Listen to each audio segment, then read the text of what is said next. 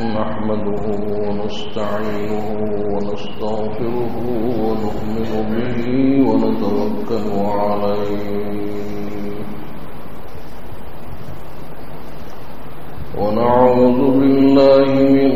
شرور أنفسنا ومن سيئات أعمالنا من يهده الله فلا مضل له ومن يضلله فلا هادي له ونشهد أن لا إله إلا الله وحده لا شريك له ونشهد أن سيدنا ونبينا ومولانا محمدا عبده ورسوله صلى الله عليه وعلى آله وأصحابه وبارك وسلم أما بعد فأعوذ بالله من الشيطان الرجيم بسم الله الرحمن الرحيم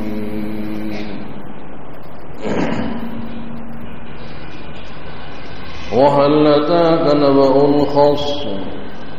إذ تصوروا المحراب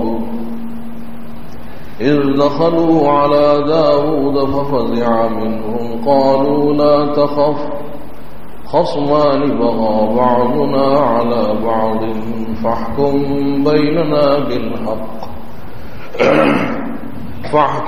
بيننا بالحق ولا تشطط واهدنا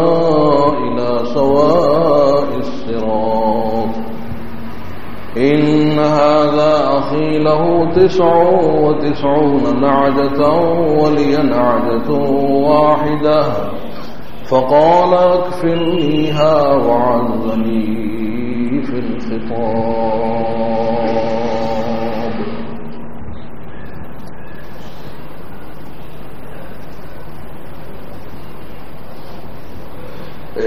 بزرگان محترم ان آیات میں کہ جو آج تراویح میں پڑھی گئی سورہ صاد میں حضرت داؤد علیہ السلام کا ایک واقعہ ذکر فرمایا ہے اور حضرت داؤد علیہ السلام کی شخصیت ایسی ہے کہ حق تعالی نے جہاں ان کو نبوت اور رسالت سے سرفراز کیا تو حکومت اور سلطنت سے بھی سرفراز کیا کہ جہاں یہ اللہ کے پیغمبر ہیں، نبی ہیں، رسول ہیں،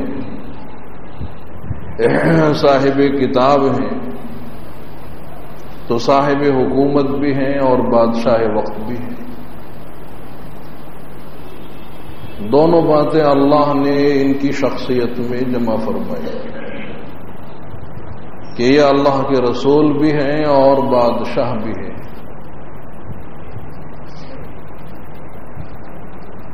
اور ابتداءً حضرت طالوت بادشاہ کی فوج میں ایک سپاہی تھے اور جب حضرت طالوت کا مقابلہ ہوا جالوت بادشاہ سے کہ جس کا تذکرہ دوسرے پارے کے اخیر میں ہے، تو جالوت کے یہاں بہت بڑا لشکر تھا، 2 لاکھ کا لشکر ہے، اور اس کے مقابلے میں جو موحدین ہیں وہ صرف 313 ہیں، جیسے اہل بدر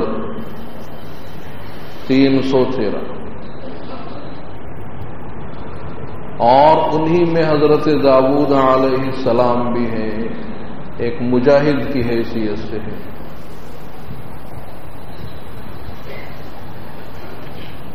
تو انہیں راستے میں 3 پتھر ملے.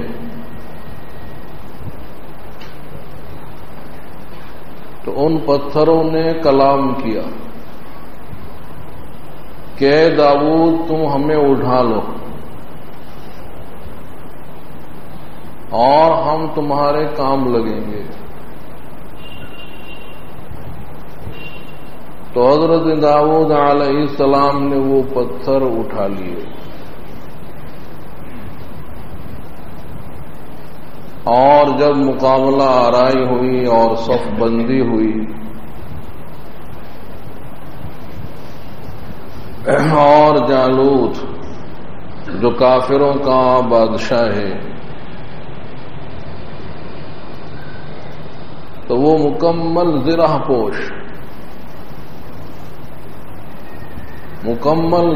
پوش ہے اور اس کے ہاتھ میں جو گرز ہے وہ 300 رتل کا ہے. اتنا بڑا پہلوان.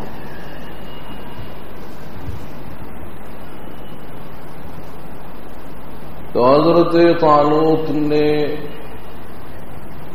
حضرت داؤد علیہ السلام کے والد سے کہا کہ تم اپنے بیٹوں کو مجھ پر پیش کرو جالوت سے مقابلہ کرنے کے لیے.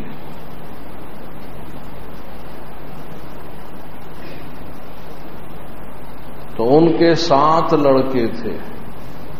ان میں سے حضرت داؤد علیہ السلام بھی ہیں لیکن حضرت داؤد علیہ السلام کچھ پستہ قد ہیں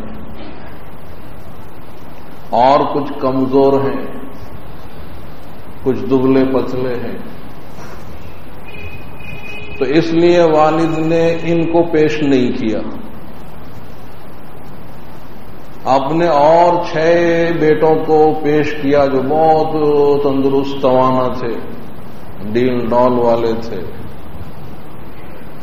انہیں پیش کیا. حضرت طالوت نے ان 6 لڑکوں کو دیکھا تو پوچھا کہ اور بھی کوئی تمہارے یہاں لڑکا ہے؟ کہاں ایک اور ہے. کیا اسے کیوں نہیں پیش کیا؟ کہا وہ کچھ کمزور سا ہے. فرمایا کہ نہیں اسے پیش کرو میں دیکھوں. تو والد نے حضرت داؤد علیہ السلام کو پیش کیا کہ لو یہ ہے 7واں لڑکا. حضرت طالوت نے دیکھا کہ ہاں یہ جم کر لڑ سکتا ہے. اور حضرت داؤد علیہ السلام کی ایک صفت یہ آئی ہے کہ وہ میدان جہاد سے کبھی بھاگے نہیں ہیں, چاہے دشمن کتنا ہی قوی کیوں رہا ہو لیکن کبھی فرار اختیار نہیں کیا.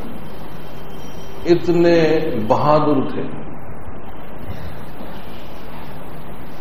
تو حضرت طالوت نے کہا داؤد علیہ السلام سے کہ تم لڑو گے,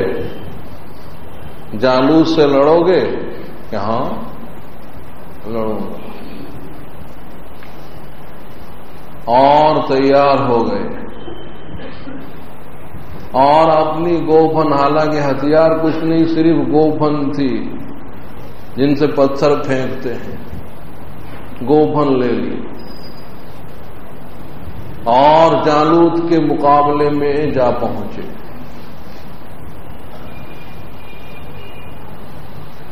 تو حق تعالی نے جالوت کے دل میں حضرت داؤد علیہ السلام کا رعب ڈال دیا.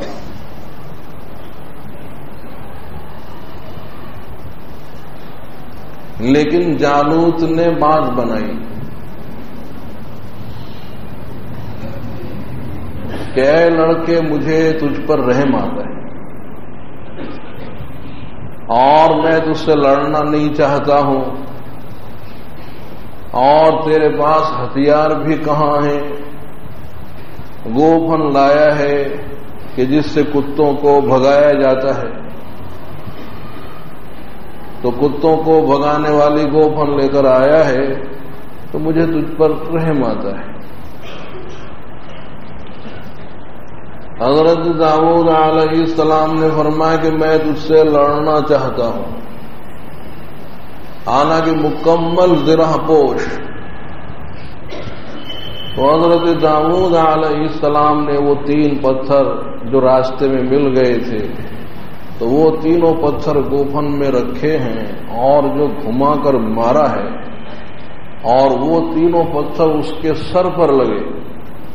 جالوت کے سر پر لگے اور اس کا سر پاش پاش ہو گیا اور وہ وہیں ہلاک ہو گیا۔ اور پھر کیا تھا، لشکر میں بھگدڑ مچ گئی اور حضرت طالوت کا لشکر غالب آ گیا، فاتح ہو گئے، حالانکہ صرف 313 2 لاکھ پر غالب آ گئے کہ کم من فئۃ قلیلۃ غلبت فئۃ کثیرۃ باذن اللہ واللہ مع الصابرین، کہ مٹھی بھر جماعت غالب آ گئی۔ تو حضرت طالوت خوش ہو گئے، حضرت داؤد علیہ السلام سے بہت خوش ہوئے کہ بہت ہی بہترین کارنامہ انجام دیا کہ ان کے بادشاہ کو ہلاک کر دیا، اور وہ بھی محض گوفن سے۔ تو حضرت طالوت نے اپنی بیٹی کا نکاح حضرت داؤد علیہ السلام سے کر دیا،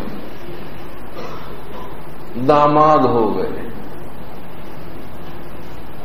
اور طالوت کے یہاں کوئی نرینہ اولاد نہیں تھی، کوئی بیٹا نہیں تھا۔ تو جب حضرت طالوت کا انتقال ہو گیا، بادشاہ کا انتقال ہو گیا اور اس کے یہاں کوئی نرینہ اولاد نہیں ہے، تو حضرت داؤد علیہ السلام ہی کو بادشاہ بنا دیا گیا۔ تو اللہ نے نبوت بھی دی، رسالت بھی دی، اور اس طرح سے انہیں حکومت اور بادشاہت بھی مل گئی۔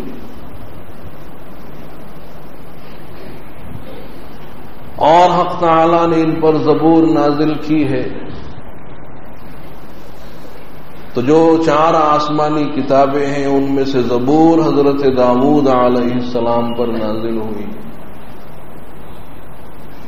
اور ان کی آواز اتنی پیاری تھی کہ معجزے کی حد تک پہنچی ہوئی ہے، اس لیے کہ وہ دور تھا فن موسیقی کا، اور ایک سے ایک اپنے فن کا ماہر گلوکار موسیقار موجود۔ تو اللہ تعالی نے اس دور کے پیغمبر حضرت داؤد علیہ السلام کو ایسی آواز دی، لحن داؤدی، کہ ان سب کی آوازیں ایک طرف اور حضرت داؤد علیہ السلام کی صوت سب پر غالب آئی۔ جب زبور میں مناجات پڑھتے ہیں، باری تعالیٰ کی مناجات اتنے پیارے انداز میں پڑھتے تھے کہ وہ آواز نہ صرف انسانوں پر اثر انداز ہو رہی ہے بلکہ جانوروں پر، پرندوں پر، حتیٰ کہ پہاڑوں اور پتھروں پر اثر انداز، اور پرندے ہم آواز ہو رہے ہیں، پہاڑ ہم آواز ہو رہے ہیں، یا جبال وَأَوِّبِي مَعَهُ وَالطَّيْرِ۔ تو حق تعالیٰ نے پرندوں کو ہم آواز کر دیا، پتھروں اور پہاڑوں کو ہم آواز بنا دیا، ایسی پیاری آواز اللہ نے دی تھی۔ اور حق سبحانہ و تعالیٰ کی بہت عبادت کرتے تھے۔ حدیث میں ہے کہ حق تعالیٰ کو سب سے زیادہ پسندیدہ نماز حضرت داؤد علیہ السلام کی نماز ہے، اور حق تعالیٰ کو سب سے زیادہ پسندیدہ روزے حضرت داؤد علیہ السلام کے روزے ہیں۔ اور حضرت داؤد علیہ السلام کی نماز کیا تھی؟ تو ابھی جو ساری رات ہے تو آدھی رات سوتے تھے اور تہائی رات جاگ کر اللہ کی عبادت کرتے تھے اور پھر رات کے چھٹے حصے میں سو جایا کرتے تھے کہ جیسے 12 گھنٹے کی رات ہو تو آدھی رات یعنی 6 گھنٹے سو گئے اور تہائی رات یعنی 4 گھنٹے اٹھ کر نماز پڑھتے تھے اور چھٹا حصہ یعنی پھر 2 گھنٹے پھر سو گئے. تو اس طرح سے ان کی نماز تھی کہ آدھی رات سوتے ہیں، تہائی رات اللہ کی عبادت کرتے ہیں، چھٹے حصے میں پھر آرام کر لیتے ہیں اور پورے سال اور ہمیشہ ایک دن روزہ رکھتے تھے اور ایک دن ناغہ کیا کرتے تھے. تو اس لیے فرمایا گیا کہ سب سے زیادہ پسندیدہ نماز اللہ کو حضرت داؤد علیہ السلام کی نماز ہے، سب سے زیادہ پسندیدہ روزے اللہ کے یہاں حضرت داؤد علیہ السلام کے روزے ہیں، چونکہ اس میں مشقت بھی زیادہ ہے کہ سونا اٹھنا پھر سونا، ایک دن روزہ رکھنا اور ایک دن ناغہ کرنا آسان کام نہیں ہے، مشقت بھی زیادہ ہے. اور پھر اس میں اللہ تعالی کا حق بھی ادا ہو رہا ہے، اپنے نفس کا بھی حق ادا ہو رہا ہے اور اپنے اہل و عیال کا بھی حق ادا ہو رہا ہے، سب کے حقوق کی رعایت. تو اس لیے یہ نماز سب سے بہتر نماز قرار دی گئی، یہ روزے سب سے بہتر روزے قرار دیے گئے. اور چونکہ بادشاہ وقت ہیں، لوگوں کے درمیان فیصلے بھی کیا کرتے تھے اور حضرت داؤد علیہ السلام کے فیصلے انتہائی انصاف پر مبنی ہوتے تھے، عدل و انصاف پر. آج کل کی حکومتوں کے سے فیصلے نہیں ہوتے تھے کہ جیسے بندر بانٹ، ادھر سے بھی کھایا ادھر سے بھی کھایا. تو وہ تو اللہ تعالی کے نبی ہیں کہ یا داؤد انا جعلناک خلیفۃ فی الارض فاحکم بین الناس بالحق. یہ اللہ کا حکم تھا کہ آپ لوگوں کے درمیان فیصلے کیجئے انصاف کے ساتھ. تو عدل و انصاف پر ان کے فیصلے مبنی ہوا کرتے تھے. تو ایک واقعہ یہ ہوا ہے کہ حضرت داؤد علیہ السلام سے کوئی لغزش ہوئی اور اللہ ہی بہتر جانتے ہیں کہ کیا لغزش ہوئی ہوگی. تو اس پر حق سبحانہ و تعالی نے تنبہ فرمایا اور جب وہ متنبہ ہوئے تو اللہ تعالی کی جناب میں توبہ اور استغفار کیا اور اللہ تعالی کی طرف رجوع ہوئے تو اللہ نے ان کی توبہ اور استغفار کو قبول کر لیا.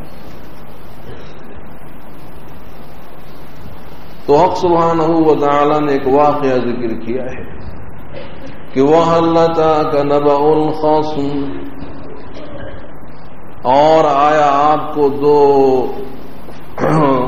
دو مقدمے والوں کی خبر پہنچی ہے کہ جو اپنا مقدمہ حضرت داؤد علیہ السلام کے پاس لائے. تو آیا 2 فریقوں کے جھگڑے کی خبر آپ کو پہنچی کہ اذ تصوروا المحراب، جبکہ وہ دیوار پھاند کر چلے آئے. تو حضرت داؤد علیہ السلام کے قیلولے کا وقت تھا، آرام کا وقت تھا، تو دروازہ بند تھا، تو اس لیے وہ گیٹ سے داخل ہو نہیں سکے اور دیوار پھاند کر آ گئے. اور حضرت داؤد علیہ السلام نے دیکھا کہ یہ 2 آدمی اندر کھڑے ہیں، گیٹ تو بند ہے، دروازہ بند ہے، اور یہ اندر کیسے آئے؟ دیوار پھاند کر ہی آئے ہوں گے، کہیں برے ارادے سے نہ آئے ہوں، دشمن نہ ہو، تنہائی میں مجھے ہلاک کرنا نہ چاہتے ہوں. تو اس لیے حضرت داؤد علیہ السلام گھبرائے اور ان سے ڈرے. اور یہ خوف طبعی ہے یہ نبوت اور رسالت کے خلاف نہیں کہ اللہ کے نبی ہو کر کیسے ڈرے. ارے بھائی انسان بھی تو ہیں کہ جہاں اللہ کے نبی ہیں انسان بھی تو ہیں، کیا نہیں ڈریں گے؟ کہ اچانک کیوں آئے، تنہائی میں کیوں آئے، دیوار پھاند کر کیوں آئے؟ ہو سکتا ہے برے ارادے سے آئے ہوں، قتل کرنا چاہتے ہوں تنہائی میں. انہوں نے کہا کہ آپ ڈریے نہیں، لا تخف، کہ آپ خوف نہ کیجیے. ہم دو فریق ہیں اور ہمارا آپس کا جھگڑا ہے اور فیصلے کے لیے ہم آئے ہیں، لہذا آپ انصاف کے ساتھ فیصلہ کیجیے اور ظلم اور زیادتی نہ کیجیے. اور پھر ان میں سے ایک نے کہا کہ یہ میرا ایک بھائی ہے اور صاحب اس کے پاس تو 99 دمبیے ہیں، 99 دمبیے ہیں، جس کو یہاں کہتے ہیں نا گھیٹیے، کہ اس کے پاس 99 گھیٹیے ہیں اور میرے پاس تو ایک ہی دمبی ہے، اور یہ چاہتا ہے کہ صاحب وہ میری ایک دمبی بھی لے لے اور 100 کا عدد مکمل کر لے، اور بات چیت میں یہی غالب آتا ہے. تو حضرت داؤد علیہ السلام نے سن کر کہا کہ لقد ظلمك بسؤال نعجتك الى نعاجه، کہ یہ جو سوال کر رہا ہے کہ تیری ایک دمبی بھی اپنی 99 دمبیوں میں شامل کر لے، اس نے ظلم کیا. یہ سوال کر کے اس نے ظلم کیا ہے. اور بہت سے شرکا ہوتے ہیں وہ ایک دوسرے پر زیادتی کرتے ہیں، لیکن ایسے افراد کہ جو انصاف کرتے ہوں وہ بہت کم ہیں. جو ایمان لائے ہوں، اچھے عمل کیے ہوں، وہ تو خیر ٹھیک ہے، وہ زیادتی نہیں کرتے، لیکن ایسے افراد کم ہوتے ہیں. تو اب وہ جو 2 شخص دیوار پھاند کر آئے تھے وہ کون تھے؟ اور اس میں حضرت داؤد علیہ السلام کا امتحان کیسے ہو گیا، اور پھر انہیں تنبؤ کس طرح سے ہوا، کیا لغزش ان سے ہوئی تھی. اب یہاں اسرائیلی روایتیں ہیں، اور آپ جانتے ہیں کہ اسرائیلی روایتیں کیسی ہوتی ہیں. اور اسرائیلی روایتیں ایسی ہوتی ہیں جیسے یہاں برادران وطن ہیں کہ ایک طرف تو وہ اپنے گرو اور اوتار بھی مانتے ہیں، اور دوسری طرف انہی کی طرف غلط باتیں اور بری باتیں منسوب کرتے ہیں. تو بس یہی حال ہے اسرائیلی روایتوں کا کہ ایک طرف تو وہ اللہ کا نبی بھی کہیں گے، اللہ کے نبی، اور دوسری طرف انتہائی گری ہوئی باتیں ان کی طرف منسوب کرتے ہیں. تو یہاں بعض اسرائیلی روایتیں ہیں کہ وہ حضرت داؤد علیہ السلام اپنے محل کی چھت کے اوپر ٹہل رہے تھے، اپنے محل کی چھت کے اوپر ٹہل رہے تھے اور چاروں طرف دیکھ رہے ہیں. تو دور ایک مکان میں ان کی نگاہ پڑی کہ وہاں ایک عورت اپنے مکان کے صحن میں برہنہ نہا رہی تھی، بڑی خوبصورت تھی. تو حضرت داؤد علیہ السلام کی نگاہ اس پر پڑی اور اس عورت نے بھی دیکھ لیا کہ مجھے کوئی دیکھ رہا ہے. تو اس نے فوراً اپنے بال آگے ڈال لیے، اتنے بڑے بڑے بال تھے کہ وہ صاحب گھٹنوں سے نیچے تک پہنچ رہے تھے. تو اس طرح سے اس نے اپنے سطر کو چھپا لیا، اور بس حضرت داؤد علیہ السلام کے دل میں اس عورت کی محبت آ گئی. اور پھر تحقیق کیا کہ یہ عورت کس کی ہے، کون ہے. تو معلوم ہوا کہ یہ یہ ایک شخص کی بیوی ہے کہ جس کا نام ہے اوریا، کہ یہ اوریا کی بیوی ہے، اور جو اوریا شخص تھا وہ حضرت داؤد علیہ السلام کے لشکر میں سپاہی تھا، تو یہ اس سپاہی کی بیوی ہے۔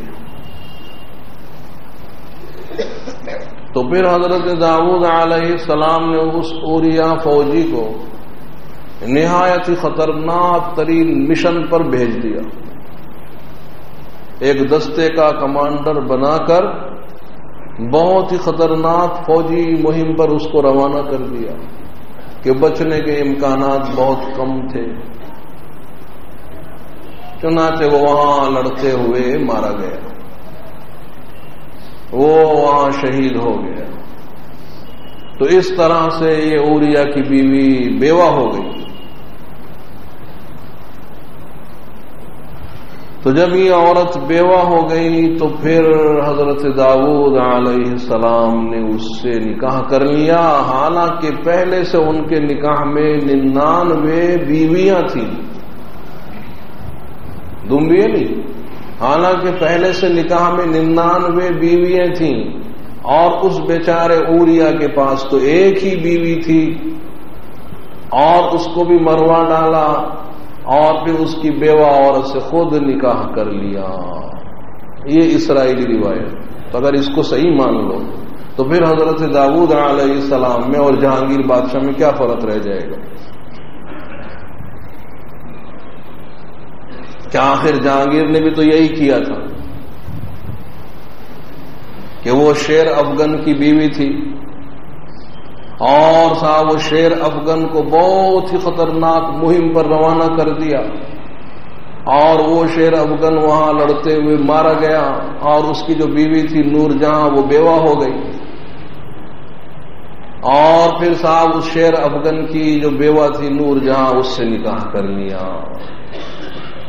تو پھر جہانگیر بادشاہ میں اور حضرت داؤد علیہ السلام میں کیا فرق رہ جائے گا؟ اور حضرت شیخ سعدی شیرازی فرما گئے کہ زن بیوہ مکن گرچہ حور باشد، کہ کسی کی عورت کو اپنے نکاح میں لانے کے لیے بیوہ مت کرو، اگرچہ وہ حور ہی کیوں نہ ہو، کتنی خوبصورت کیوں نہ ہو، لیکن اپنے نکاح میں لانے کے لیے اس کے شوہر کو مت مرواؤ اور اسے بیوہ مت کرو۔ تو یہ اسرائیلی روایت ہے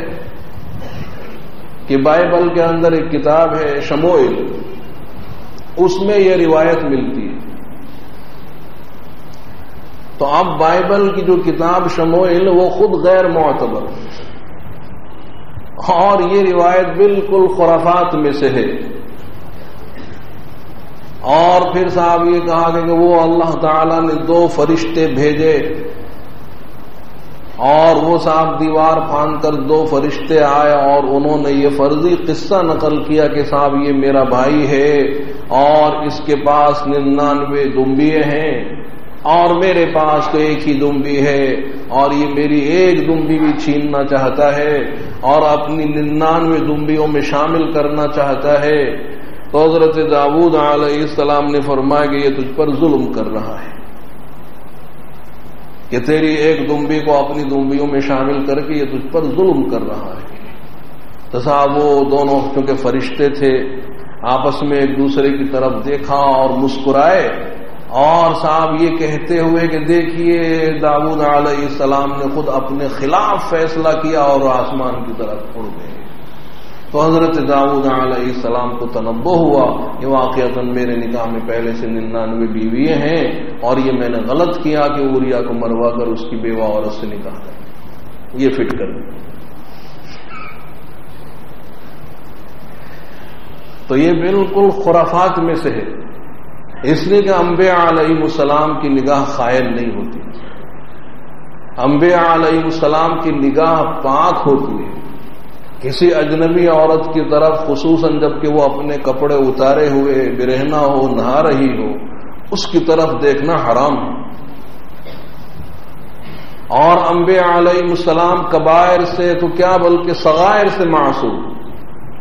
ممکن نہیں کہ حضرت داؤد علیہ السلام کی نگاہ اس پر پڑی ہو اور دیکھتے رہے ہوں، ممکن نہیں۔ انبیاء علیہ السلام کی نگاہ بالکل پاک ہوتی، انبیاء علیہ السلام کی نگاہ میں خیانت نہیں ہوتی، ان کی نگاہ خائن نہیں ہوتی۔ ایک واقعہ ہے کہ جب مکہ معظمہ فتح ہوا تو اس موقع پر حضور اکرم صلی اللہ علیہ وسلم کی جانب سے اعلان تھا کہ جو فلاں فلاں فلاں اشخاص ہیں، آپ نے نام بھی لیے تھے، نام لے کر آپ نے کہا تھا کہ میں ان کو پناہ نہیں دوں گا، نہ حل میں نہ حرم میں، اور جہاں کہیں وہ تم کو مل جائیں قتل کر دیں، کہ چاہے وہ تم کو حدود حرم کے اندر ملیں اور چاہے وہ تم کو مطاف میں ملیں، بیت اللہ کے پاس میں ملیں، لیکن ان کو چھوڑنا نہیں، میں ان کو امن نہیں دوں گا۔ یہ فلاں فلاں فلاں فلاں نام بنام آپ نے چند اشخاص گنائے تھے، ان کے نام حدیثوں میں آتے ہیں، یہ وہ فلاں فلاں تھے۔ اب انہی میں سے ایک شخص، فلاں فلاں میں سے ایک، وہ حضرت عثمان غنی کے مکان میں ایک چھپ گیا، پناہ لے رکھی ہے، حضرت عثمان غنی اس کو پکڑ کر لے آئے اور حضور کے سامنے لا کر کھڑا کر دیا اور عرض کر رہے کہ بایع یا رسول اللہ، یا رسول اللہ آپ اس سے بیعت لے لیں، اور یہ تائب ہو کر آیا ہے۔ تو حضور نے اپنا ہاتھ کھینچ لیا۔ دوسری مرتبہ اس کی طرف سے درخواست آئی کہ یا رسول اللہ آپ مجھے بیعت فرما دیں، آپ نے ہاتھ کھینچ لیا۔ تیسری مرتبہ اس نے پھر درخواست پیش کی کہ یا رسول اللہ بایع، کہ آپ مجھے بیعت کر لیں، تو پھر آپ نے ہاتھ بڑھا کر بیعت کر لی، اور پھر آپ نے حاضرین سے کہا کہ تم میں سے کوئی سمجھدار نہیں، تم میں کوئی ایسا سمجھدار اور ہوشیار نہیں کہ جب میں نے 2 مرتبہ 3 مرتبہ بیعت سے ہاتھ کھینچا تو اس کا سر قلم کیوں نہیں کر دیا؟ اس لیے کہ یہ تو انہی افراد میں سے تھا کہ جن کے بارے میں میں پہلے سے اعلان کر چکا ہوں۔ تو جب میں 2 مرتبہ 3 مرتبہ بیعت سے ہاتھ کھینچ رہا ہوں تو اس کو مار کیوں نہیں ڈالا؟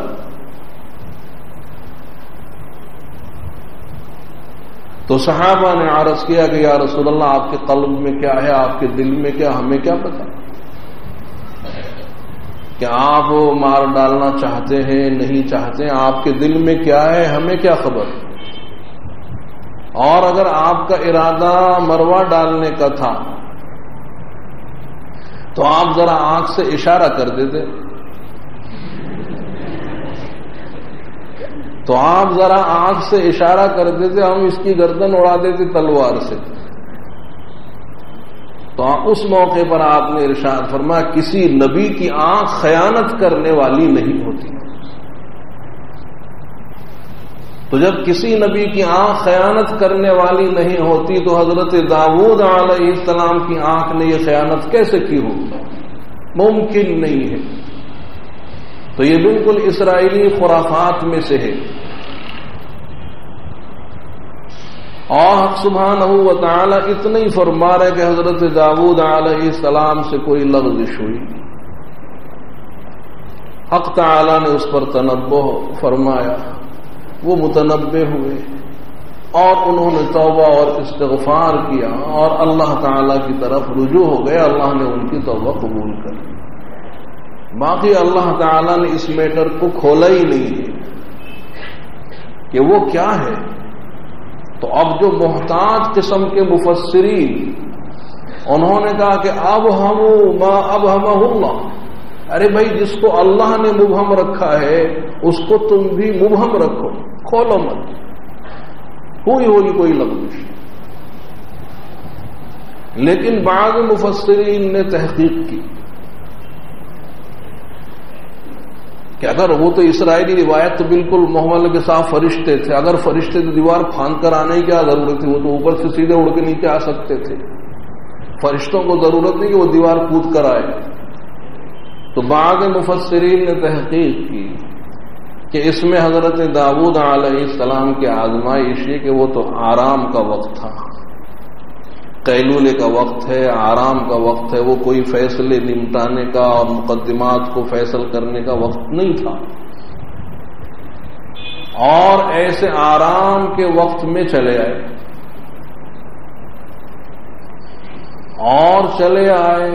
اور وہ بھی بلا اجازت دیوار کود کر آئے، اور پھر صاحب آتے ہی کہہ رہے ہیں کہ دیکھیے صاحب، انصاف کے ساتھ فیصلہ کرنا، ظلم اور زیادتی نہ کرنا، ہمارا آپس کا جھگڑا ہے اس کو آپ نمٹائیے اور حق کے ساتھ نمٹائیے۔ تو اگر حضرت داؤد علیہ السلام کے علاوہ اور کوئی شخص ہوتا تو آستین چڑھا لیتا کہ ہاں کہ بے وقت چلا آیا اور دیوار کود کر آیا ہے، اور صاحب انصاف کے ساتھ تو کیا ہم غلط فیصلے کرتے ہیں، کان پکڑوا کر نکلوا دیتے۔ لیکن حضرت داؤد علیہ السلام نے نہایت تحمل اور برداشت سے کام لیا۔ تو یہاں تک تو حضرت داؤد علیہ السلام امتحان میں کامیاب رہے کہ غصہ نہیں ہوئے، ٹھنڈے رہے، بگڑے نہیں، ناراض نہیں ہوئے، یہاں تک تو کامیاب۔ لیکن روح سخن ظالم کی طرف ہونا چاہیے تھا، لیکن بجائے ظالم کے مظلوم کی طرف روح سخن ہو گیا کہ لقد ظلمك بسؤال نعجتك إلى نعاجه وإن كثيرا من الخلطاء ليبغي بعضهم على بعض إلا الذين آمنوا وعملوا الصالحات وقليل ما هم۔ تو اب روح سخن ہونا چاہیے تھا، ظالم کو اس کو سمجھانا چاہیے تھا بجائے ظالم کے مظلوم کی طرف، اور بجائے مدعا علیہ کے مدعی کی طرف روح سخن۔ یہ معمولی سی لغزش ہوئی اور پھر اس پر تنبہ بھی ہو گیا اور توبہ اور استغفار کیا۔ تو یہ لغزش ہوئی۔ بعضوں نے کہا کہ لغزش یہ ہوئی کہ حضرت داؤد علیہ السلام نے ایک ہی فریق کی بات سنی، اور جب مقدمہ ہے تو فریقین کی بات سننی چاہیے کہ جیسے مدعی کی آپ نے بات سنی ہے، مدعا علیہ سے بھی تو پوچھیں اور اس کی بھی تو بات سنیں کہ آخر وہ کیا کہنا چاہتا ہے اور اس کے پاس کیا دلائل ہیں۔ اور یہاں حضرت داؤد علیہ السلام سے لغزش یہ ہوئی کہ صرف مدعی کی بات سن لی اور مدعا علیہ سے تو کچھ پوچھا ہی نہیں اور اس سے کچھ سنا ہی نہیں۔ یہ معمولی سی لغزش۔ حالانکہ جب دونوں کی بات سن لیتے ہیں تب جا کر حق واضح ہوتا ہے، اس لیے کہ بعض مرتبہ ایک فریق آیا اور وہ اپنی بات اتنے اچھے انداز میں بیان کرتا ہے، اتنے اچھے انداز میں کہ ایسا معلوم ہوتا ہے کہ یہ تو فرشتہ ہے اور یہ حق پر ہے، بالکل حق پر۔ لیکن جب دوسرے فریق کی بات سنتے ہیں تو وہ اور عمدہ پیرائے میں بیان کرتے ہیں، اتنے عمدہ پیرائے میں کہ یہ تو ملائے اعلیٰ کے فرشتے ہیں، حق پر تو یہ ہے۔ تو حق اس وقت میں واضح ہوگا جب دونوں کی بات سنی جائے۔ جیسے میرے ہاں تو کتنے لوگ آتے ہیں کہ صاحب وہ لڑکا آیا اور اپنی سسرال والوں کی شکایت کہ سسرال والے ایسے ہیں ایسے ہیں، ایسا لگتا ہے واقعی بہت ہی ناکارہ ہوں گے۔ اور پھر صاحب وہ چلا گیا، اس کے بعد میں جب سسرال والے آئے انہوں نے ایسا بیان کیا کہ وہ جو داماد ہے وہ ناکارہ ہے، ساری غلطیاں داماد کی۔ تو جب دونوں کی بات سن لیں گے تو حق واضح ہوگا۔ کہ جیسے حضور اکرم صلی اللہ علیہ وسلم حضرت علی کو بھیج رہے ہیں یمن گورنر بنا کر، عامل بنا کر. حضرت علی نے کہا کہ یا رسول اللہ میں تو ناتجربے کار ہوں، مقدمات آئیں گے، میں کیسے نمٹاؤں گا، میں کوئی پڑھا لکھا انسان نہیں، میں کوئی تجربے کار نہیں. تو آپ نے طریقہ بتلایا کہ دیکھو مدعی اور مدعا علیہ دونوں کو برابر بٹھاؤ، کسی کو کسی پر ترجیح مت دو. اور جیسے تم نے ایک فریق کی بات سنی ہے، مدعی کی بات سنی، اسی توجہ سے تم دوسرے فریق کی مدعا علیہ کی بات سنو تو تم پر حق واضح ہو جائے گا. تو حضرت علی کہا کرتے تھے جب سے حضور کے اس ارشاد پر میں نے عمل کیا ہے مجھے کبھی مغالطہ نہیں ہوا، فیصلہ کرنے میں کبھی مغالطہ نہیں ہوا، اور میں نے حق کے موافق فیصلہ کیا کہ حق یہ ہے. تو دونوں کی بات سن لی جائے. اور یہاں لفظ ذرا سی یہ ہوئی کہ حضرت داؤد علیہ السلام نے محض ایک فریق کی بات سنی اور دوسرے فریق سے مدعا علیہ سے تو کچھ پوچھا ہی نہیں. تو بعض مفسرین کی رائے یہ ہے، اور سب سے اچھی تحقیق یہ ہے جو تیسری ہے، کہ حضرت داؤد علیہ السلام نے اپنے گھر کا ایسا نظام اوقات بنایا تھا کہ گھر کے 24 گھنٹے، دن رات کے 24 گھنٹے گھر کے افراد پر تقسیم کر دیے تھے کہ دیکھو اتنے وقت سے اتنے وقت تک عبادت کی ذمہ داری تمہاری ہے، اتنے وقت سے اتنے وقت تک تم اللہ تعالی کی عبادت کرتے رہنا، وہ ذمہ داری تمہاری ہے، اور پھر اتنے وقت سے اتنے وقت تک عبادت کی ذمہ داری وہ آپ کی ہے، اتنے وقت سے اتنے وقت تک اللہ کی عبادت کی ذمہ داری وہ تمہاری ہے. تو گھر کے جتنے افراد تھے سب پر وہ اوقات تقسیم کر دیے. تو وہ دن رات کے 24 گھنٹے وہ آل داؤد پر انہوں نے تقسیم کیے ہیں کہ کوئی وقت بھی غفلت میں نہ گزر جائے. تو اب ایک مرتبہ حضرت داؤد علیہ السلام نے جناب باری میں عرض کیا کہ پروردگار میں نے ایسا نظام اوقات بنایا ہے اور دن رات کے میں نے اوقات وہ میں نے آل داؤد پر تقسیم کر دیے، تو رات دن کا کوئی حصہ وہ غفلت میں نہیں گزرتا. میرے گھر کا کوئی نہ کوئی فرد کھڑا ہوا آپ کی عبادت کر رہا ہوگا، آپ کا ذکر کر رہا ہوگا، آپ کی تسبیح کر رہا ہوگا، آپ کی عبادت میں لگا ہوگا. 24 گھنٹے کا میں نے ایسا نظام بنایا ہے کہ میرے خاندان میں یہ 24 گھنٹے غفلت میں نہیں گزرتے. میرے گھر کا کوئی نہ کوئی فرد کھڑا ہوا آپ کی عبادت میں مشغول. تو حق تعالیٰ نے ارشاد فرمایا کہ اے داؤد یہ سب کچھ میری توفیق سے ہے. ایسا نظام بنانا اور اوقات کا تقسیم ہو جانا اور پھر ہر فرد کا راضی ہو جانا اور اس میں اللہ کا عبادت کرنا، یہ سب کچھ میری توفیق سے ہے. اور اگر میں اپنی توفیق سلب کر لوں پھر سب کچھ بیکار. اور دیکھو ایک دن میں تم کو تمہارے حال پر چھوڑ دوں گا، پھر دیکھ لینا. چنانچہ پھر یہ واقعہ پیش آیا کہ اب یہ جو وقت تھا وہ خاص خود حضرت داؤد علیہ السلام کے لیے تھا کہ اس وقت میں حضرت داؤد علیہ السلام مشغول عبادت رہیں گے.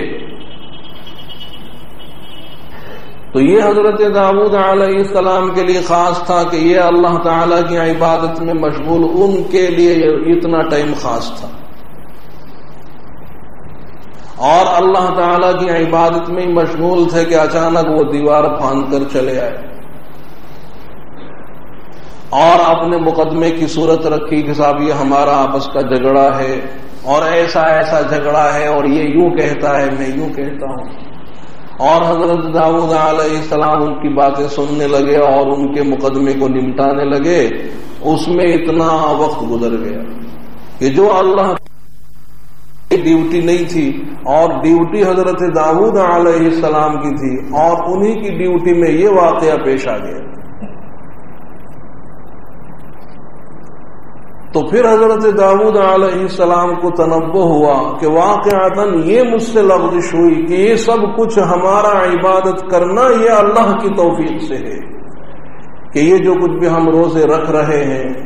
یا نمازیں پڑھ رہے ہیں یا قرآن پاک کی تلاوت کر لیں یہ سب کچھ اللہ کی توفیق سے ہے اور اگر توفیق سلب ہو جائے پھر ہم سے کچھ نہیں ہوگا. تو فوراً حضرت داؤد علیہ السلام کو تنبہ ہو گیا کہ وہ جملہ جو میری زبان سے نکل گیا وہ اللہ کو پسند نہیں آیا. تو اس لیے اس پر استغفار کیا, توبہ کیا اور پھر اللہ تعالی کی طرف رجوع ہوئے اور سجدے میں گر پڑے. سجدے میں چلے گئے اور اللہ تعالی کی طرف رجوع ہوئے تو اللہ تعالی نے ان کی توبہ قبول کر. اور اس سے اگلی آیتوں میں ہے کہ وما خلقنا السماء والارض وما بينهما باطلا ذلك ظن الذين كفروا فويل للذين كفروا من النار ام نجعل الذين آمنوا وعملوا الصالحات كالمفسدين في الارض ام نجعل المتقين كالفجار. تو اب اس میں اس بات آخرت کے لیے بہترین قسم کی دلیل ہے ان آیتوں میں. بعث بعد الموت کے لیے بہترین دلیل کہ ہم نے آسمان اور زمین کو خالی از حکمت نہیں بنایا ہے. وما خلقنا السماء والارض وما بينهما باطلا کہ ہم نے آسمان اور زمین اور درمیان کی چیزوں کو حکمت سے خالی نہیں بنایا. اور سب سے بڑی حکمت کہ حق تعالی کے وجود کے اوپر دلیل کہ یہ پوری کائنات حق سبحانہ و تعالی کے وجود پر دلیل ہے, اس کی وحدانیت پر دلیل ہے اور اس کی قدرت پر دلیل ہے کہ جو ذات پاک کتنی بڑی کائنات کے پیدا کرنے پر قادر ہے وہ مرنے کے بعد دوبارہ زندہ کرنے پر بھی قادر ہے. ذالک ظن الذین کفروا اور یہ حکمت سے خالی ہونا یہ تو کافروں کا خیال کہ جب انہوں نے بعد الموت ہی کا انکار کر دیا تو گویا سب سے بڑی حکمت کا انکار کر دیا. تو یہ کفار کا خیال ہے. ذالک ظن الذین کفروا فویل للذین کفروا من النار تو کافروں کے لیے بڑی خرابی ہوگی, وہ جہنم ہوگی. ام نجعل الذين آمنوا وعملوا الصالحات كالمفسدين في الأرض ام نجعل المتقين كالفجار کہ جو لوگ ایمان لائے اور اچھے عمل کیے تو آیا ہم ان کو مفسدین کی طرح سے کر دیں گے. بالفاظ دیگر آیا ہم متقین کو اور فجار کو برابر کر دیں گے. اور دنیا میں تو ہم دیکھ رہے ہیں کہ ہاں برابر ہی ہے کہ یہاں آپ دنیا میں کتنی نیکیاں کر لیں, کتنی ہی نیکیاں کر لیں آپ کو اچھا بدلہ پورا اچھا بدلہ ملنے والا نہیں. اور یہاں آپ کتنی برائیاں کر لیں تو پوری سزا ملنے والی نہیں ہے. اور دنیا میں ہم دیکھتے ہیں کہ اللہ تعالی کے مطیع بندے بھی ہیں اور اللہ کے نافرمان بندے بھی ہیں اور دونوں برابر ہیں. دنیا میں تو برابر کیا بلکہ وہ اچھے اگر دیکھو تو ہم سے زیادہ راحت میں وہ ہیں, ہم سے زیادہ آرام میں وہ ہیں کہ ان کے آپ دیکھی جو مشرک ہیں کافر ہیں اور صاحب نافرمان ہیں کیونکہ ان کے ہاں حلال حرام کی تو کوئی تمیز نہیں, جس طرح سے بھی مال آئے ان کے ہاں سب جائے. ان پر تو کوئی پابندی ہے ہی نہیں، تو بڑی بڑی تجارتیں ان کی ہیں، اور ملک گیر پیمانے پر نہیں، عالمگیر پیمانے پر ان کی تجارتیں، کہ پوری دنیا میں مال سپلائی کرتے ہیں، پوری دنیا سے مال منگاتے ہیں، عالمگیر پیمانے پر ان کی تجارتیں، اور صاحب فیکٹری نہیں، بڑے بڑے کارخانے ان کے ہیں، بڑی بڑی صنعتوں کے وہ مالک، اور لاکھوں پتی نہیں ہیں، کروڑ پتی، ارب پتی، اور صاحب ان کے شاندار بنگلے ہیں، شاندار قسم کے بنگلے۔ ایک صاحب لے جا رہے تھے کہیں یہاں روڈ پر، مجھے تو علاقے بھی یاد نہیں سورت کے، تو وہ کہنے لگے یہاں یہ غیروں کے بنگلے ہیں، اور کوئی بھی بنگلہ 3 کروڑ سے کم کا نہیں ہے، اور کہنے لگے میں تو اندر گیا ہوں، اور بنگلے کیا ہیں، بنگلوں کے اندر دنیا بسائی ہے، دنیا میں بنگلے بسائے ہیں، بنگلوں میں دنیا بسائی ہے، ایسے عقل حیران رہ جائے کہ ایسے ایسے بنگلے، اور کیسی کیسی شاندار کاریں ہیں ان کے یہاں، اور کتنا ٹھاٹ باٹ ہے ان کے یہاں صاحب، کیسے کیسے فرنیچر ان کے یہاں، بڑے بڑے کارخانے، اور صاحب فون تو دونوں کانوں پر تو فون لگ رہا ہے، اور پھر صاحب بات ہو رہی ہے، اور جو بیچارے مسلمان ہیں وہ کہیں لاری چلا رہے ہیں، رکشہ چلا رہے ہیں، اور کہیں صاحب فیکٹریوں میں پٹے والے ہیں، سانچے چلا رہے ہیں، غریب، اور غریب ہونے کے علاوہ صاحب بہت سی مشکلات میں، پریشانیوں میں، اور اسی کو تو کہے گئے اقبال مرحوم کہ رحمتیں ہیں تیری اغیار کے کاشانوں پر برق گرتی ہے تو بیچارے مسلمانوں پر۔ تو دنیا میں دیکھیے وہ برابر نہیں ہم سے آگے بڑھے ہوئے ہیں، تو اگر صاحب دوسرا عالم نہ آئے تو پھر حق سبحانہ و تعالی کا انصاف کہاں گیا کہ یہاں ہم ایمان لے آئے، اللہ تعالیٰ کی اطاعت اختیار کر لیں، خوب اللہ تعالیٰ کے مطیع فرما بردار بندے بنے رہیں، اور صاحب پورا اچھا بدلہ تو یہاں ملا، اور وہ صاحب کفر میں، شرک میں مبتلا ہیں، نہ اللہ کو پہچانتے ہیں، نہ اس کی توحید کو جانتے ہیں، نہ اس کے نبیوں پر ایمان رکھتے ہیں، سب کا انکار اور خوب ٹھاٹ میں، تو اس کے لیے حق سبحانہ و تعالی نے دوسرا عالم رکھا ہے کہ اس عالم میں بدلہ نہیں ملے گا، یہ ہے دنیا دار العمل کہ فمن شاء فلیؤمن ومن شاء فلیکفر، کہ جس کا دل چاہے ایمان اختیار کر لے، جس کا دل چاہے کفر اختیار کر لے، یہ دار العمل ہے۔ ہاں آخرت دار الجزا ہے، وہاں پہنچ کر اللہ تعالی ہر شخص کو پورا پورا بدلہ دیں گے کہ جو دنیا میں کفر اور شرک میں مبتلا رہا ہوگا، معصیتوں اور گناہوں میں، وہاں اس کو سزا ملے گی، اور جو اللہ تعالی کا مطیع رہا، فرما بردار بندہ رہا، دنیا میں صعوبتیں اور مشکلات کو برداشت کرتا رہا، صبر سے کام لیتا رہا، تو وہاں اللہ تعالیٰ پورا پورا اس کو اچھا بدلہ دیں گے، جنت ہوگی، وہاں کی ناگوان نعمتیں ہوں گی کہ انما یوفی الصابرون اجرہم بغیر حساب۔ یہ آیت بھی تو آج ہی پڑھی گئی کہ اللہ تعالیٰ صابرین کو بے حساب اجر و ثواب دیں گے، کہ جتنے اور اعمال کرنے والے ہیں وہ تو حساب ملے گا تول کر، کہ اہل صلاۃ آئیں گے جنہوں نے نمازیں پڑھی، بھئی کتنی پڑھی، تول کر لے لو اتنا ثواب، اور اہل صیام آئیں گے، بھئی کتنے روزے رکھے اور کس معیار کے رکھے، اتنا ثواب، اہل صدقات آئیں گے، بھئی کتنا صدقہ دیا، تول کر حساب لے جاؤ ثواب۔ اور جب بلاؤں اور مصیبتوں پر صبر کرنے والے آئیں گے تو حق سبحانہ و تعالی بلا حساب ثواب دیں گے، لے جاؤ ثواب۔ تو اس وقت جو دنیا میں مشکلات میں رہے وہاں پہنچنے کے بعد تمنا کریں کاش کہ دنیا میں اور مصیبتیں آئی ہوتی، کاش کہ دنیا میں اور پریشانیاں آئی ہوتی، کاش کہ ہمارے جسموں کو کینچیوں سے کاٹا جاتا اور ہم صبر سے کام لیتے تو اتنا اجر و ثواب ہم کو یہاں ملتا۔ تو حق تعالی وہاں پورا بدلہ دیں گے۔ تو یہ آیت بہترین دلیل ہے کہ دیکھیے دنیا میں تو ہر شخص کو اس کے کیے کا پورا بدلہ ملتا نہیں ہے، تو آخر حق سبحانہ و تعالی کا انصاف کہاں گیا؟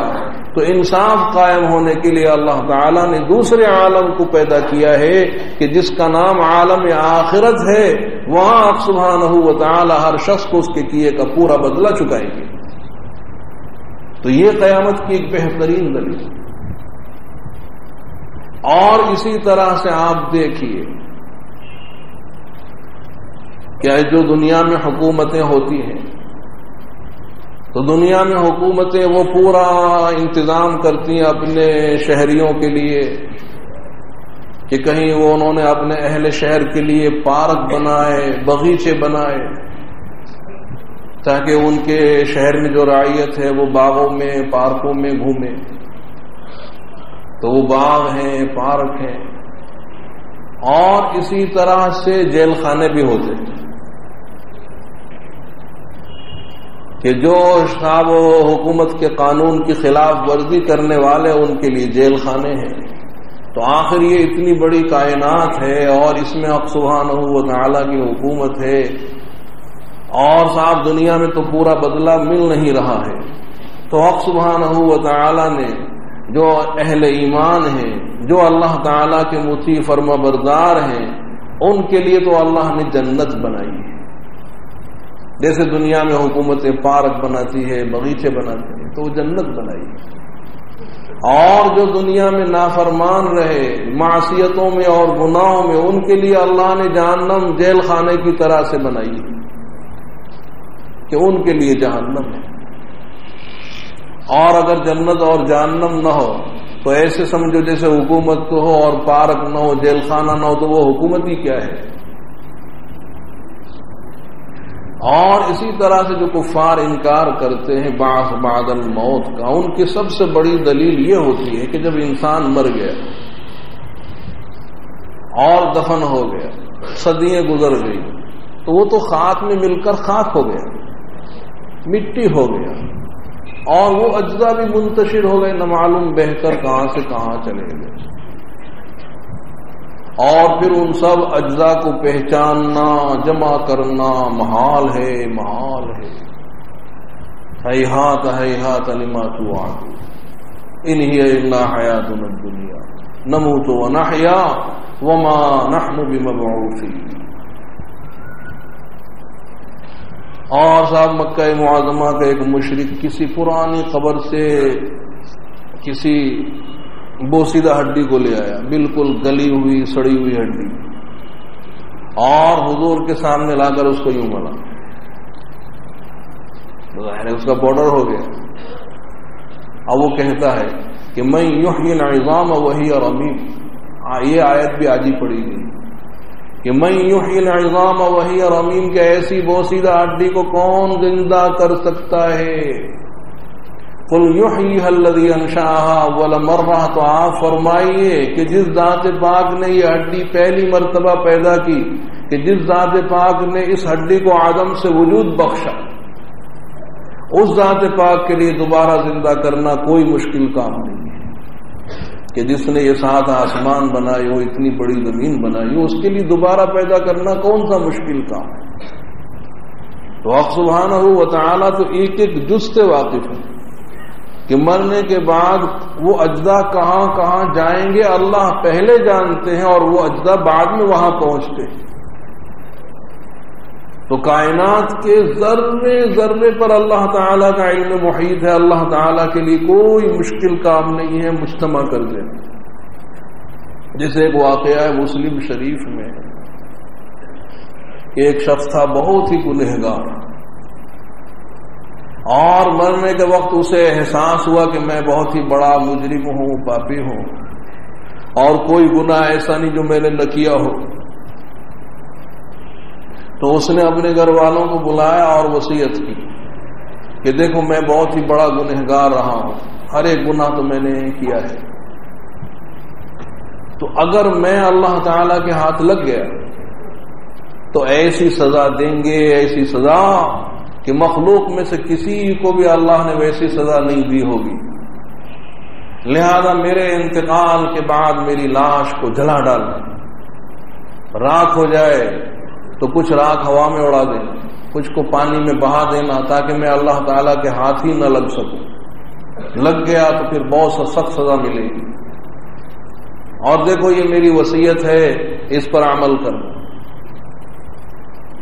تو وہ گھر والوں نے اس کی وصیت پر عمل کیا، اس کی لاش کو جلایا، جل کر راکھ ہو گئی، تو وہ کچھ راکھ ہوا میں اڑائی، کچھ پانی میں بہائی، وہ اپنے کام سے فارغ ہو گئے۔ اور اب حق تعالی نے ہوا کو حکم دیا کہ اے ہوا جتنے ذرات اڑ رہے ہیں سب کو جمع کر۔ تو اب ہوا میں جتنے ذرات اڑائے گئے تھے ہوا نے وہ سارے ذرات جمع کر کے اکٹھا کر کے اللہ کو دے دیے۔ پانی کو حکم ہو گیا کہ جتنے ذرات تجھ میں بہ رہے ہیں جمع کر کے دے، پانی نے وہ سارے اجزاء جمع کر کے دے دیے۔ اور پھر اللہ تعالی نے حکم دیا، اس کا جسم بن گیا، اور روح کو حکم دیا تو وہ روح اس کے جسم میں داخل ہو گئی، وہ زندہ اللہ کے سامنے کھڑا ہے۔ اور اب حق تعالیٰ اس سے پوچھ رہے کہ اے بندے آخر تو نے ایسا حکم کیوں دیا، اپنی لاش کو جلانے کا اور راکھ کو اڑانے کا بہانے کا یہ حکم کیوں دیا؟ اب وہ تو تھر تھر کانپ رہا ہے۔ تو اس نے عرض کیا کہ پروردگار آپ جانتے ہیں کہ یہ سب کام میں نے آپ کے خوف سے کیا تھا، آپ کے ڈر سے کیا تھا کہ اگر میں آپ کے ہاتھ لگ گیا تو آپ بہت سخت سزا مجھ کو دیں گے، آپ کے خوف سے میں نے یہ کام کیا۔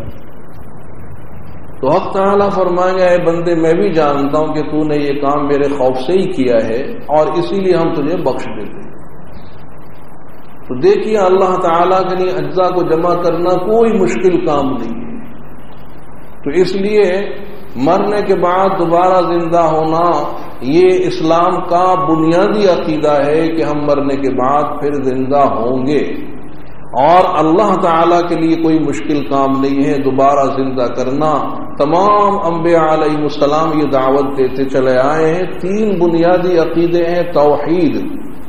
کہ جتنے نبی ہیں سب توحید کو لائے ہیں۔ رسالت، جتنے نبی ہیں سب رسالت کو لائے ہیں۔ اور آخرت، کہ مرنے کے بعد پھر زندہ ہونا، تمام نبی اس دعوت کو لے کر آئے ہیں کہ مرنے کے بعد پھر زندہ ہونا ہے۔ اور اگر یہ عقیدہ مستحضر رہے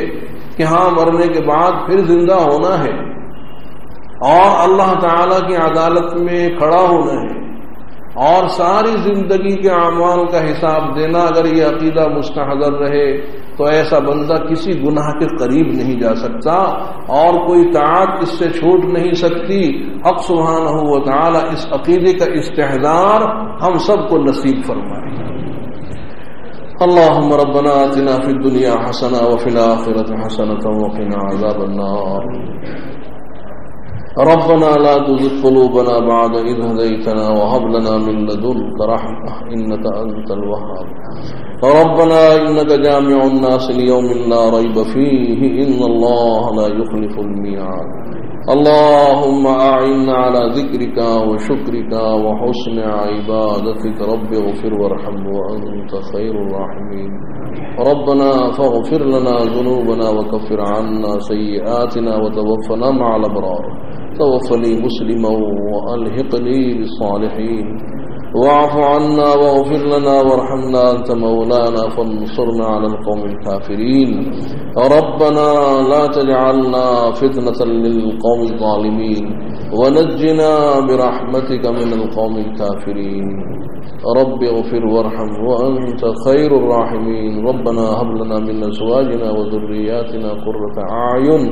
واجعلنا للمتقين إماما اللهم إنا نسألك من خير ما سألك منه نبيك محمد صلى الله عليه وسلم ونعوذ بك من شر ما استعاذك منه نبيك محمد صلى الله عليه وسلم وأنت المستعان وعليك البلاغ ولا حول ولا قوة إلا بالله الہ العالمین ہمارے گناہوں کو معاف فرما ہمارے کبائر کو صغائر کو معاف فرما الہ العالمین ہماری سیئات سے درگزر فرما الہ العالمین ہماری حسنات کو محض اپنے فضل و کرم سے قبول فرما الہ العالمین جب تک بھی ہم زندہ رہیں اسلام پر موت آئے ایمان کی حالت میں موت آئے خاتمہ بالخیر فرما مرتے وقت کلمہ نصیب فرما دے الہ العالمین اپنی طاعت کی توفیق نصیب فرما دے اور طاعت پر ہمیشہ ہمیشہ لگائے رکھیں الہ العالمین معصیتوں سے ہماری حفاظت کر لیں گناہوں سے ہم کو بچا لیں الہ العالمین گناہوں سے بچا لیں طاعت کی توفیق نصیب فرما دے الہ العالمین جو کچھ بھی طاعت وہ آپ کی توفیق سے ہی ہوتی ہے الہ العالمین جو کچھ بھی ہم نے نمازیں پڑھی وہ آپ کی توفیق سے پڑھی روزے رکھے آپ کی توفیق سے قرآن پاک کی تلاوت کی وہ آپ کی توفیق سے دعاؤں کے لیے ہاتھ اٹھ گئے الہ العالمین یہ آپ کی توفیق سے اٹھے ہیں اگر آپ کی توفیق نہ ہوتی تو یہ دعاؤں کے لیے ہاتھ نہ اٹھتے الہ العالمین جب آپ کی توفیق سے اٹھے ہیں ہماری دعاؤں کو قبول فرما لیں الہ العالمین ہماری دعاؤں کو قبول فرما لیں الہ العالمین معصیتوں اور گناہوں سے ہم کو بچا لیں اپنی طاعت پر لگائے رکھیں فرما بردار بندہ بنائے رکھیں الہ العالمین شریعت مطہرہ پر مکمل عمل کرنے کی توفیق نصیب فرمائے آپ کے جتنے بھی احکام ہیں ان سب پر عمل کرنے کی توفیق نصیب فرمائے الہ العالمین جتنے بھی آپ کے اوامر ہیں سب کو بجا لانے کی توفیق نصیب فرمائے جتنے نواہی ہیں بچنے کے کام ہیں ان سے بچنے کی توفیق نصیب فرما دیں الہ العالمین ہماری طاعت کو محض اپنے فضل و کرم سے قبول کر لے الہ العالمین ہمارے ظاہر کو ظاہری امراض سے پاک فرمائے باطن کو باطنی امراض سے پاک فرما دے الہ العالمین ہمارے سینوں اور دلوں کو اپنی معرفت کے نور سے ایمان کے نور سے منور کر دے ظاہری اعتبار سے ہم سب کو ایک کر دیں باطنی اعتبار سے ہم سب کو نیک بنا دیں الہ العالمین مسلمان عالم جہاں کہیں پریشان ہیں آپ جانتے ہیں کہ کہاں کس قسم کی پریشانیوں میں ہے الہ العالمین ان کی پریشانیوں کو دور فرما الہ العالمین اس مبارک مہینے میں کتنے آپ کے بندے پریشان الہ العالمین روزے رکھنے میں رکاوٹیں پیش آ رہی ہیں افطار کا سامان ان کو نہیں مل رہا ہے الہ العالمین سحری میں اٹھنا مشکل ہو رہا ہے سحری کے لیے کچھ کھانے کے لیے نہیں ہے الہ العالمین ان بندوں کے احوال پر آپ رحم فرمائیں الہ العالمین ان کے احوال پر رحم فرمائیں ان کی نصرت فرمائیں مدد فرمائیں الہ العالمین جو اغیار گھس آئے ہیں ان کو نکال بار فرمائیں ان کو نکال دے الہ العالمین جیسے آپ نے اصحاب فیل پر اپنا عذاب نازل فرمایا الہ العالمین اسی طرح سے ان ظالمین کو بھی نیست و نابود کر دے الہ العالمین ان ظالمین کو نیست و نابود فرما دے اپنے بندوں کی نصرت اور مدد فرمائے الہ العالمین اپنے بندوں کی نصرت اور مدد فرمائے ہماری صفوف میں اتحاد پیدا فرمائے اتفاق پیدا فرمائے الہ العالمین اخلاص پیدا فرمائے نفاق کو دور فرمائے الہ العالمین اسلام کی محبت ایمان کی محبت ہمارے دلوں میں پیدا فرمائے اپنی محبت پیدا فرمائے آخرت کی محبت پیدا فرمائے دنیا کی محبت ہمارے دلوں سے نکال لیں الہ العالمین کرسی کی محبت ہمارے دلوں سے نکال لیں، اقتدار کی محبت ہمارے دلوں سے نکال لیں، الہ العالمین بس اپنی محبت اور فکر آخرت نصیب فرما دیں،